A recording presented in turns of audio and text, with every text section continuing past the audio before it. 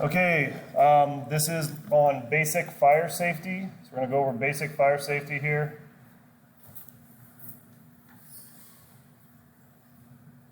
And first thing is we're going to talk about the fire triangle. You may have heard the fire triangle, that fire needs three things to start and to keep burning, right? So it requires oxygen or air. It requires some kind of a fuel source, which is any material that will burn. That could be wood, paper, plastic, anything that's flammable. And then it requires heat, some kind of heat source. That could be sparks or flames or something like that. The fire will sustain itself. The electricity can provide that spark that starts the fire, that ignites the fire. So if we can just eliminate any of these three things from the fire, we can extinguish the fire. So fire extinguishing is about trying to eliminate either the air from the fire or the fuel, which is sometimes hard to do, or the heat, cooling it off so it won't continue to burn. Major causes of fires. And again, if you don't get all three of those, that's not too important, but just write three things you need is air, fuel, and heat. Those are the three main things you need to write down. And you don't need to write all these down, but I just want to talk about the major cause of fires. We have carelessness with smoking and matches is one very common cause of fires. Misusing electricity, that's what you've been reading and studying about. Overloading circuits can cause the wires to heat up to the point where they could ignite or catch fire. So you never want to overload your circuits or use too many extension plugs or extension cords in a plug. Improper rubbish disposal or trash disposal. So disposing of trash improperly. We've had some fires in the chemistry lab because the chemistry teachers forgot what they were throwing in the trash can. It was going to get hot and could catch fire, and we've had that happen a couple times. Improper storage of flammable liquids like gasoline, etc. Storing them improperly out where they get hot or stuff like that could cause a fire. And of course, arson is somebody intentionally setting a fire. That is unfortunately another cause. Let's talk about equipment. Faulty equipment and the improper use of equipment are also major causes of fire in school labs. So again, we are going to use soldering irons in here from time to time. If you leave the soldering iron laying on a table, that can cause a fire. If you don't put it in its holder properly or turn it off when you're done, that can lead to a fire. So remember to use the equipment properly, turn everything off when you're done with it, put everything back where it's supposed to be, and don't overload these circuits. When you're using your equipment, check for it and report any cracked cords or plugs or anything that looks damaged on the equipment. Please let me know about that. I will get it repaired. I don't want you to use anything that looks like it's unsafe. So please, if it doesn't look safe, bring that to my attention. Extension cords. We do have to use extension cords in here from time to time because some of my equipment can't reach the outlets, but we try to minimize that. Never plug more than one extension cord into one outlet or daisy chain them together. Try not to run them across doorways or places where people have to walk where they could trip. We try to avoid that whenever possible. Some general fire safety rules. We keep combustibles away from heat-producing devices. Again, don't let your paper sit against a soldering iron or something that's going to get hot. Prevent sparks whenever possible. Whenever you're wiring up your circuits, turn off the power because just wiring the circuit, putting the wire in and pulling it out could cause a spark, which could cause something to ignite. So keep power off when you're rewiring something. Cap and store liquids properly. Okay, we'll talk about MSDS, or material safety data. It tells you how to store. We don't work with a lot of liquids in here. I do use acetone for my 3D printers. That can be a flammable liquid. Other than that, you don't have to worry too much. But if there is oil or something like that, let me know if it's on the floor. I can clean it up before it becomes a hazard.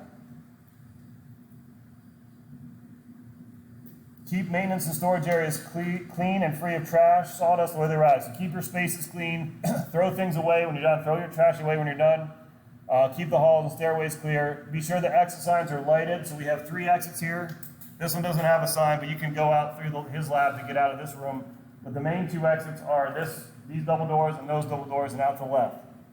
When we have fire drills, which we will have a fire drill eventually in here, we're going to go out through those doors out to B lot. So you need to know the fire escape plan. Never prop open emergency doors. Fire doors are not to let people out, but they also keep fire from spreading. So when you're going through the double doors in the building, Don't prop them open, because that can let the fire spread into another part of the building where it's not supposed to go, or we don't want it to go, obviously. So go through the doors and let them close behind you. They're safety doors. You can hold the door if somebody's coming right behind you. Don't slam it in their face, but do not prop it open. All that's kind of general overview. That's just kind of common sense. This is the stuff you need to write down right here, this slide especially. So I want you to write down the 4 different classes of fires. There's 4 classes, and you can just write it down on the right side there. The class A is your solid waste. Class B, and I'll talk about these independently. Class B is liquid chemical. Class C is electrical. And Class D is metal. So your most common fires are your Class A, which is your solid waste. That's like your trash can fire, burning wood or paper or something solid. That's your kind of your most common everyday fire. Class B is a liquid or chemical fire. That could be gasoline catching fire or some other chemical that's flammable that catches fire. Usually it's a liquid, propane and solvents, stuff like that. Flammable liquids or gases are sometimes also referred to as Class B. So think of solid A, liquids and gas fires, B. Class C are a special type of fire, which is electrical fire caused by electricity, caused by a wire overheating and catching fire. An electrical equipment like a computer could catch fire. We call those Class C fires. An electrical panel, this motor control panel, if it's over here, that could catch fire. Class D then, which is a more rare type of fire, is your metal fires, okay? So some metals are flammable and can burn for almost forever. It's like magnesium and lithium, they are flammable metals. How many of you have lithium batteries? Or maybe you have, anybody ever have one of those hoverboards? You know, you stand on and go around on? A lot of those have lithium batteries that would sometimes catch fire. Some people had their apartments burned because those lithium batteries caught fire. A lot of your RC cars and planes and drones have lithium batteries. You got to be aware, lithium batteries, if you treat them properly, are safe. But if they're not charged properly or unbalanced, they can catch fire. You know, Tesla cars, they had problems with Tesla cars catching fire because they have metal batteries in them. When metal catches fire, it's really hard to extinguish. The only way to extinguish it is submerge it in liquid or put it in a bucket of sand or something like that and smother it in the sand. That's the only way to put it out. A regular fire extinguisher usually will not put it out. So that's why if we have a lithium battery, which sometimes we might for any RC projects, if it catches fire, our main goal is to just get it, get a bag on it, scoop it up, and put it in the sink and just flood it with water. That's what I do. That's really the only way to get to stop burning. And then sometimes some people talk about a 5th type, which we don't usually mention here, but some people call Class K for kitchen fires, K for kitchen, like cooking oils and fat, but that could also be falling under Class B because it's usually a liquid like grease fires. That's also considered Class B, but some people call it a separate type, Class K. So does everybody have at least A, B, C, D, and what they mean over here? You really have to remember C is electrical, B is liquid, A is solid, and then D is metal. But what's the most common thing you'd have? What's the most likely fire we'd have in here, do you think? Yeah, either A or C, probably. Like either the trash can or electrical fire could happen in one of our electrical equipment here. Types of fire extinguishers. Again, you might want to write these down. There's also 4 main types of fire extinguishers. The first one is pressurized water. Pressurized water would just be like your general fire hose, like using a hose on a fire. That's the most common way we put out fires. But that really should only be used for Class A fires only. Dousing water would be good if you have a wood structure on fire or a trash can with paper on fire. The water not only takes away the oxygen, but also cools it down, takes away the heat, and puts the fire out. But you would not want to use a fire hose or pressurized water unless you had to on a liquid fire or on an electrical fire. That would be bad, or not very well.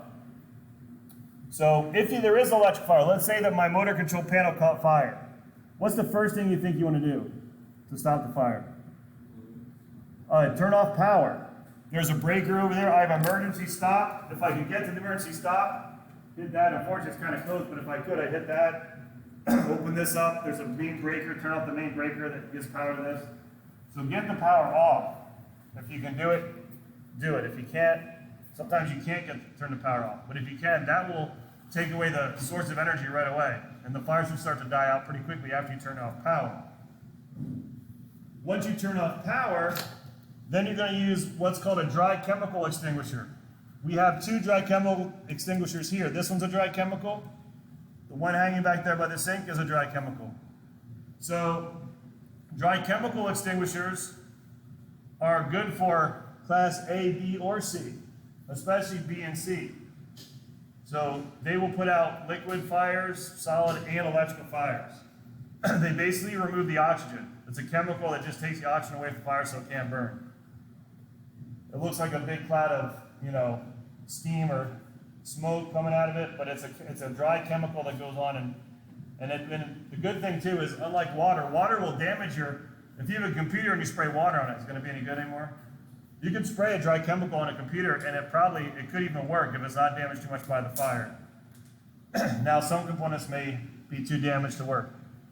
Carbon dioxide is another type of extinguisher. That's just CO2. It looks like these, but they're different. It just has CO2. But again, they also work on class B and C. So dry chemical works and CO2 works. And then the fourth type is foam. It's called AFFF. It's aqueous film fighting foam. We use this in the Navy. AFFF was mainly just used in foam, is mainly used for if you have a big spill of oil or gasoline that catches fire, you spray the foam and that smothers the fire. We don't have foam in here because we're probably not going to have that kind of fire, hopefully. But if you're on an aircraft carrier, where they actually have fires like that all the time, they have lots of AFFF on the aircraft carrier. What do you think? What was I going to say? Anyway, that's the four main types of extinguishers. What happens if you sprayed, if you had a puddle of oil or gas on fire and you sprayed it with water, what could happen? Why is that bad? Yeah, it'll spread that oil. It'll spray the oil and spread all over. The fire would actually spread around to more things. That's why you don't want to spray high pressure water on gasoline or oil that's burning. It really won't do very well. And that's it for the presentation. Any questions on fire safety? Either the types of fire or the types of extinguishers. That's things you need to know for the test.